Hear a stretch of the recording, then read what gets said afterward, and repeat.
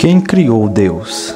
A grande questão hoje em dia é que a maioria das pessoas ainda pensa que Deus ele precisou de uma causa para existir.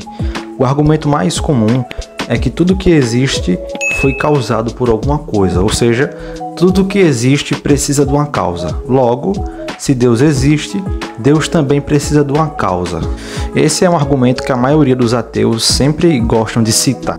Essa é uma forma um pouco mais sofisticada de perguntar quem fez Deus. Todo mundo sabe que algo não vem do nada. Então, se Deus é algo, então logo ele também não veio do nada. Essa pergunta acaba sendo meio complicada, porque esse argumento acaba caindo na falsa suposição que Deus ele veio de algum lugar. E na verdade, a resposta e a pergunta nessa questão não fazem nem sentido. Como exemplo, é como você perguntar para o azul: qual é o seu cheiro? Na verdade, o azul ele não tem cheiro, porque o azul ele não está na categoria de coisas que têm cheiro. Então, logo, a teoria se torna falha. Do mesmo modo, Deus ele não está na categoria das coisas que foram criadas. Deus ele simplesmente existe. Deus não é causado e também não é criado por nada e nem ninguém. Deus é o ser sem causa que fez com que tudo que existe viesse à existência. Deus não veio do nada. O nada não existia, na verdade. Sempre houve Deus. O universo não foi criado a partir de nada, foi criado a partir de Deus. Então, basicamente, ninguém criou Deus, pois ele é eterno e sempre existiu.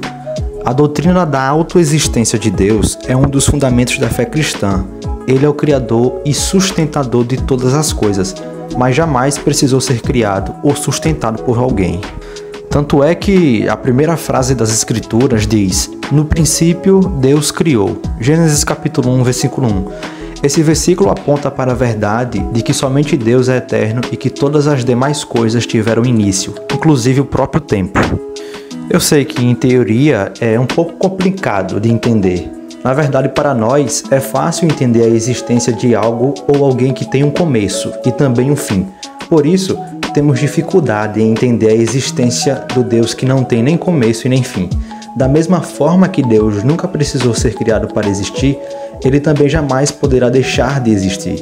A autoexistência de Deus, para sempre, de forma inalterável, faz parte da sua natureza. A limitação do raciocínio humano frente à inescrutabilidade da natureza de Deus em toda a sua plenitude impossibilita que alguém possa compreender plenamente a autoexistência de Deus. Inclusive, apesar da Bíblia afirmar claramente a autoexistência de Deus, ele não se propõe a explicá-la de forma exaustiva e profunda.